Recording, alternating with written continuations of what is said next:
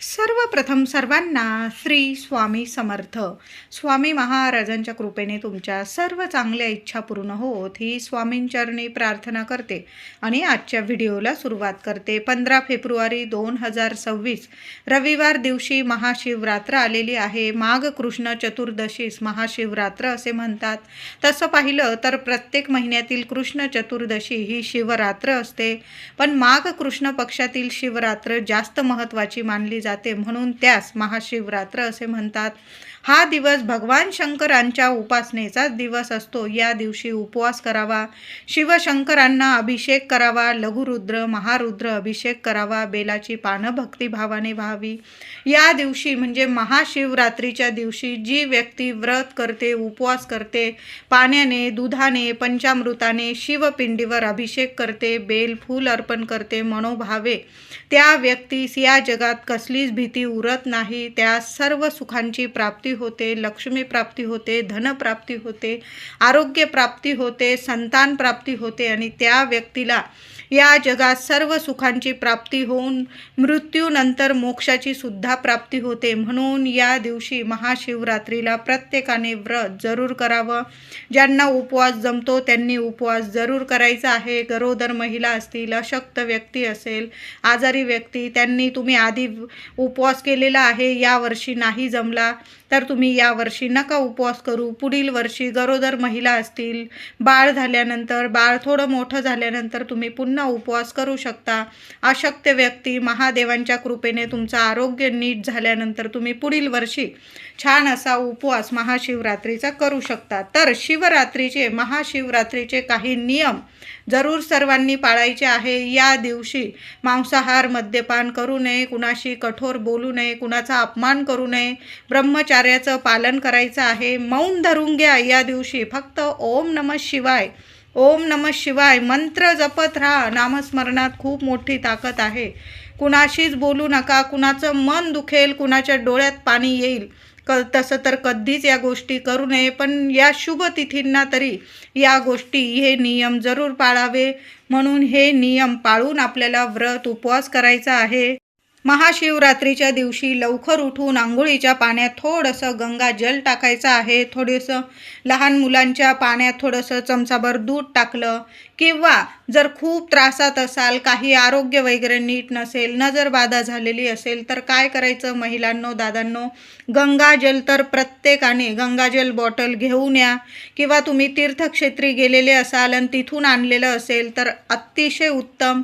थोडं थोडं 2-2 थेंब का होईना गंगाजल टाका आणि त्याने स्नान करायचं आहे. आणि बारीकसा खडा, तुरटीचा बारीकसा खडा जरी तुम्ही पाण्यात टाकून आंघोळ केली ना, तुमचे ग्रह सुधारणार आहे. जो चंद्र असेल, गुरु ग्रह असतील किंवा शुक्र ग्रह असतील, मजबूत होतील आणि सर्व 9 ग्रहांची तुमच्यावर कृपा होणार आहे, महादेवांची कृपा होणार आहे. म्हणून थोडासा तुरटीचा खडा, लक्ष्मी प्राप्तीसुद्धा होईल. माता लक्ष्मी तुमच्याकडे आकर्षित होईल. गंगाजल आणि बारीकसा तुरटीचा खडा टाकून प्रत्येकाने आंघोळ करायची आहे. लहान मुलांपासून मोठ्या व्यक्तीपर्यंत हा उपाय जरूर करा. काही वेळा बघा, लहान लेकरांना कुणाची नजरबाधा लागलेली असेल, किरकिर करतात, चिडचिड करतात, अभ्यासात लक्ष लागत नाही, थोडी प्रगतीवर सुद्धा अडीअडचणी येतात. मग तुरटीचा खडा, तुम्ही हा उपाय तुरटीच्या खड्याचा कधीही करू शकता, पण महाशिवरात्रीला जरूर करा. गंगाजल आणि तुरटीचा खडा टाकून प्रत्येकाने आंघोळ करायची आहे. चांगले अनुभव येतील तुम्हाला. तर महाशिवरात्रीला सकाळी आंघोळीनंतर देवघरात प्रत्येकाच्या शिवपिंडी असतेच. तुम्हाला जर नवीन शिवपिंडी आणून स्थापना करायची असेल, अतिशय सोन्यासारखा दिवस आहे. तुम्ही छान असा अभिषेक करून तुमच्या देवघरात तुम्ही स्वतःसुद्धा किंवा ब्राह्मणांकडून, भटजीबुवांकडून तुम्ही आपल्या देवघरात नवीन शिवपिंडीची स्थापना करू शकतात. त्याचबरोबर शिवपिंडीवर छान असा अभिषेक करायचा आहे. तुम्ही रुद्र अभिषेक करू शकतात किंवा भटजींकडून करून घ्यायचा असेल करू शकता. तुम्ही स्वतःसुद्धा करू शकतात. बघा, जी व्यक्तीचा तापट स्वभाव आहे ना, त्या व्यक्तीने थोडंसं पाण्यात केशर किंवा दुधात केशर घालून शिवपिंडीवर अभिषेक करावा. तुमच्या सर्व मनोकामना पूर्ण होतील आणि तुमचा स्वभावसुद्धा शांत होणार आहे. लग्न कार्यातील अडथळे दूर होणार आहे. म्हणून प्रत्येकाने हा उपाय तर मी म्हणते प्रत्येकाने करायचा आहे. बघा, मन शांत होईल, प्रेमळ होईल, निर्मळ बनून आयुष्यात तुम्हाला सुख समृद्धी येईल.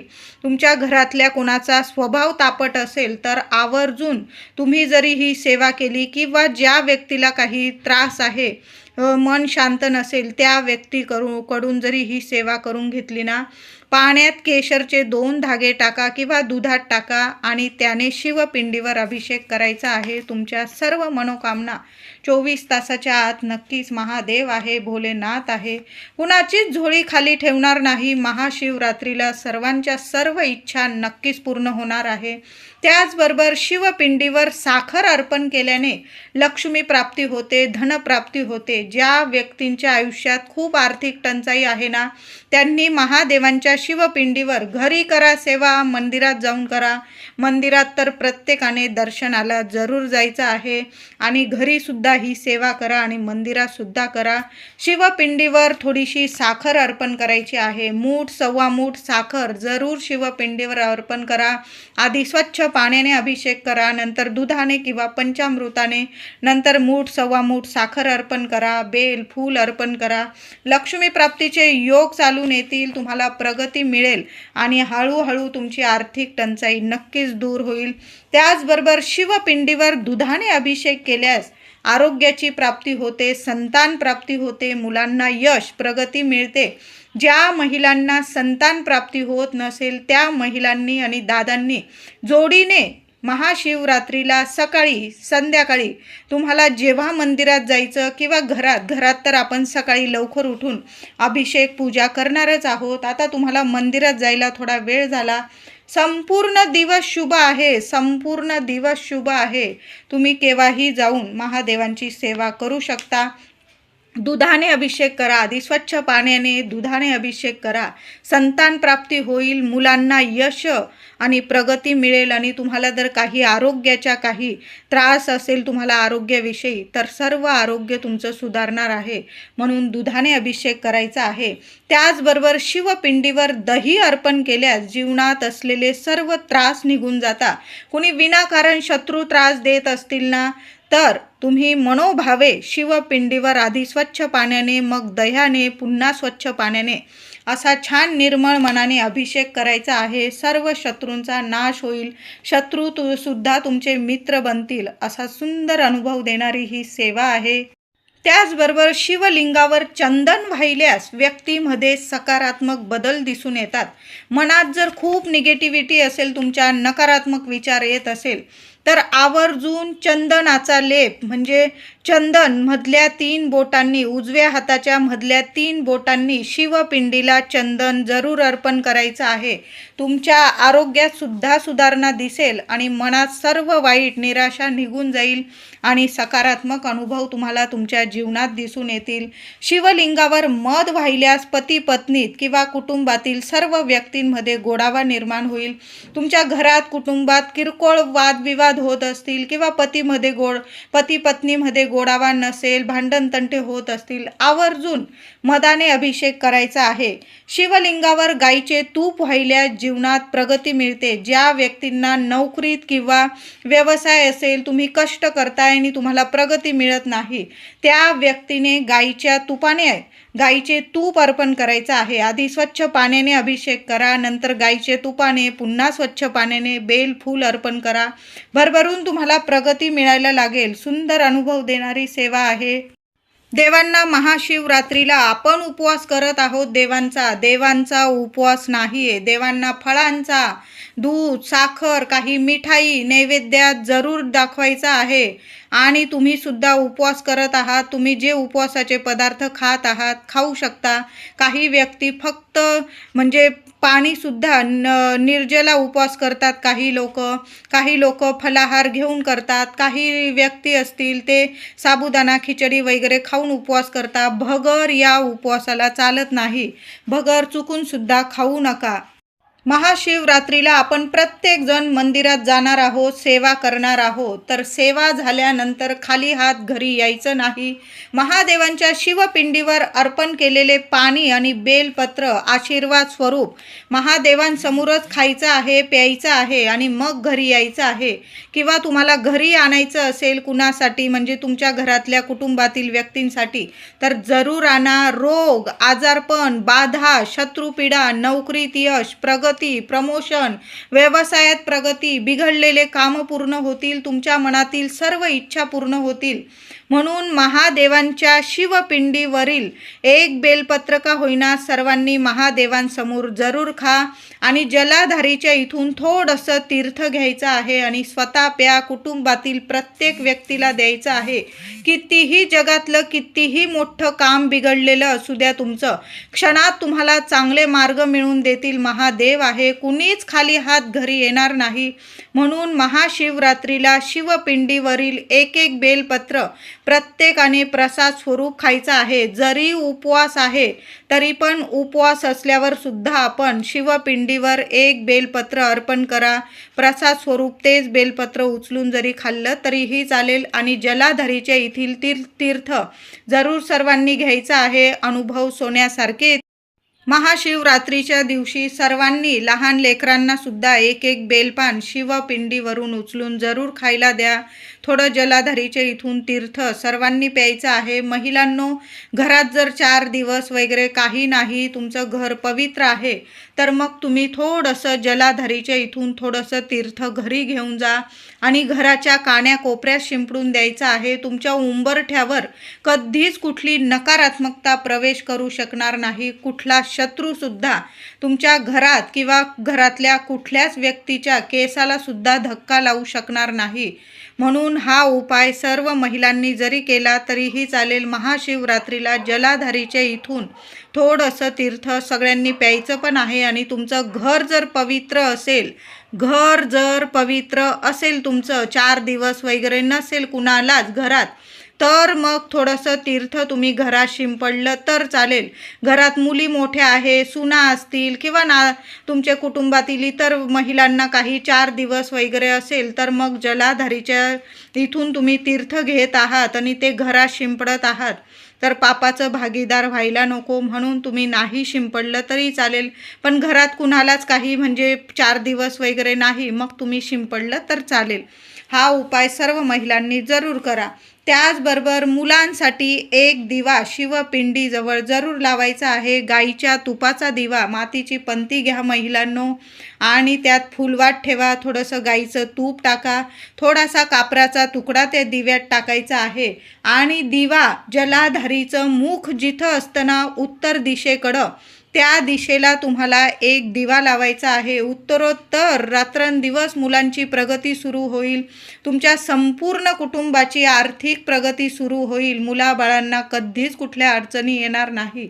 म्हणून महाशिवरात्रीला प्रत्येक आईने महादेवांसमोर उत्तर दिशेकडं तोंड करून एक गाईच्या तुपाचा दिवा जरूर लावायचा आहे. किती छान अनुभव येतील तुम्हाला. तुम्हीच मला सांगाल, ताई खूप सुंदर अनुभव आले. मुलांच्या ज्या अडीअडचणी होत्या किंवा घरात ज्या अडीअडचणी होत्या त्या संपून जातील तुमच्या. आणि तुमच्या घरात काही पितृदोषामुळे अडीअडचणी असतील त्यासुद्धा संपून जातील. घरात शुभ कार्य घडून येतील, मंगल कार्य घडून येतील.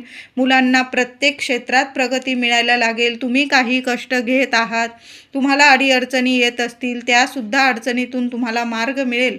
म्हणून महाशिवरात्रीला प्रत्येकाने एक गाईच्या तुपाचा दिवा जरूर लावायचा आहे.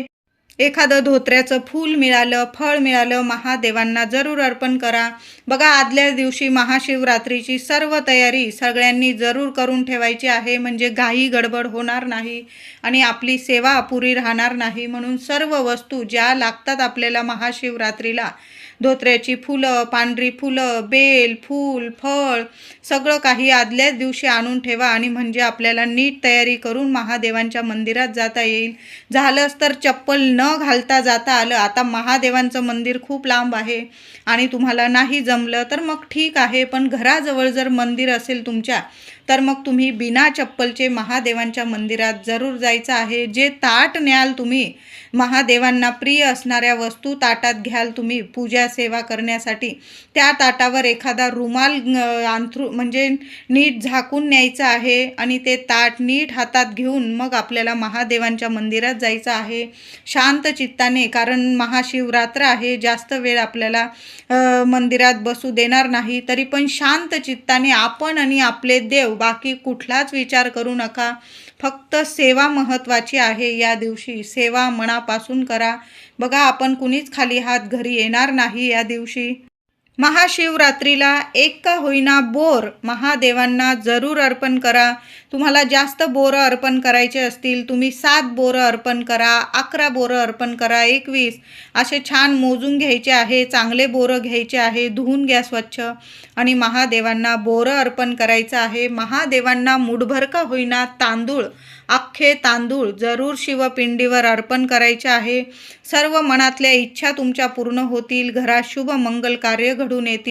महाशिवरात्रीला घरात किंवा मंदिरात तुम्हाला या 5 संकेतांपैकी एक जरी संकेत दिसून आला, तुम्ही सेवा करत आहात, शिवपिंडीवर पाणी अर्पण करत आहात, अभिषेक करत आहात, बेलफूल अर्पण करत आहात, तर या 5 संकेतांपैकी एक जरी संकेत दिसला, समजून जायचं आहे सोन्याचे दिवस आलेले आहे, सुखाची चाहूल लागलेली आहे, सर्व अडचणी दुःखाचे दिवस संपलेले आहे आणि महादेवांची भरभरून 100% कृपा झालेली आहे. तर बघा, घरात किंवा मंदिरात उद्या आपण दिवस रात्र महादेवांची पूजा सेवा करणारच आहोत. बघा, पूजा करताना घरात असो मंदिरात असो एखादं फूल अचानक तुमच्या दिशेने पडून आलं किंवा एखादं बेलपत्र तुमच्या दिशेने पडून आलं, समजून जायचं आहे महादेवांची, भोले भंडारींची भरपूर तुमच्यावर कृपा झालेली आहे.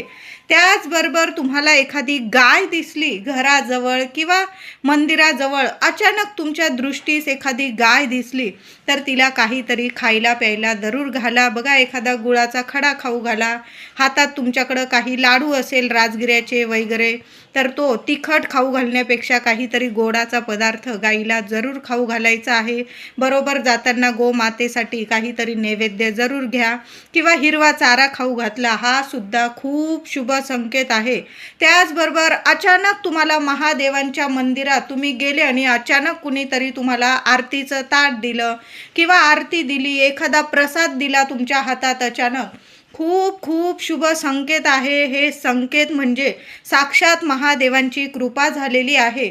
सुंदर एखादी कन्या दिसली, नटून थटून अगदी लक्ष्मी स्वरूप ती एखादी कन्या दिसली, समजून जा शिव पार्वतीची तुमच्यावर कृपा झालेली आहे. साक्षात लक्ष्मी माता तुमच्यावर प्रसन्न झालेली आहे. हे संकेत दिसले, यातला एक जरी संकेत दिसला ना, तर खूप खूप तुम्हाला सोन्याचे दिवस येणार आहे.